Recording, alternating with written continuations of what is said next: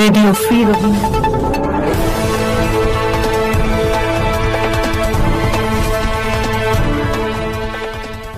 Burma সরকারের বিমান হামলা, পোনাগিউন ও পাওকতাওতে বোমাবর্ষণ, 2 নারী নিহত, বহু লোক আহত। আজ 9 নভেম্বর 2025 আর FR সংবাদ। বার্মা সরকারের সেনাবাহিনী আজ দুপুর প্রায় 2টার সময় পোনাগিউন টাউনশিপ ও পাওকতাও টাউনে আবারও বিমান হামলা চালায়।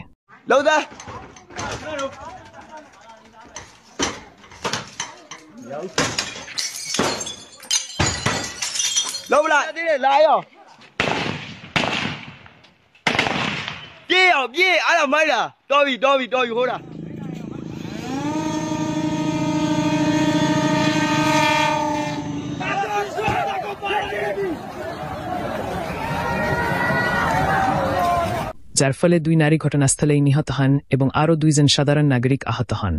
চোখের দেখা সাক্ষীদের মতে পোনাগিউন টাউনশিপের কেওকথানকে গ্রামে এক নারী মারাত্মকভাবে আহত হন এবং পাওকতাও মাজমা AHTA বিদ্যালয়ের কাছাকাছি আরেকজন সাধারণ নাগরিক বোমা বিস্ফোরণে আহত হন।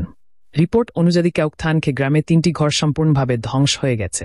সূত্র জানিয়েছে, বার্মা সরকার গতকালও পোনাগিউন টাউনশিপের ইউটেরো গ্রাম এবং আনফিউ পাইন গ্রামে বিমান হামলা চালিয়েছিল, পাশাপাশি মনবিয়া টাউনেও বোমা বর্ষণ করেছে।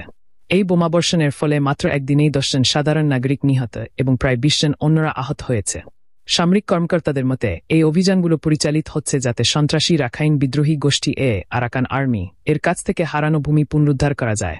বিশেষজ্ঞদের মতে সন্ত্রাসী রাখাইন বিদ্রোহী প্রকৃতপক্ষে আরাকানের স্থানীয় জনগণ নেই, বরং ভারত থেকে এসে রোহিঙ্গা জাতির ভূমি দখল করার চেষ্টা করছে, যাতে সেখানে নিজেদের একটি আলাদা দেশ প্রতিষ্ঠা করতে পারে। এদিকে স্থানীয় সূত্রের মতে সন্ত্রাসী সৃষ্টি করা যুদ্ধের কারণে সাধারণ রাখাইন জনগণও আজ নিপীড়ন ও ধ্বংসের শিকার হচ্ছে।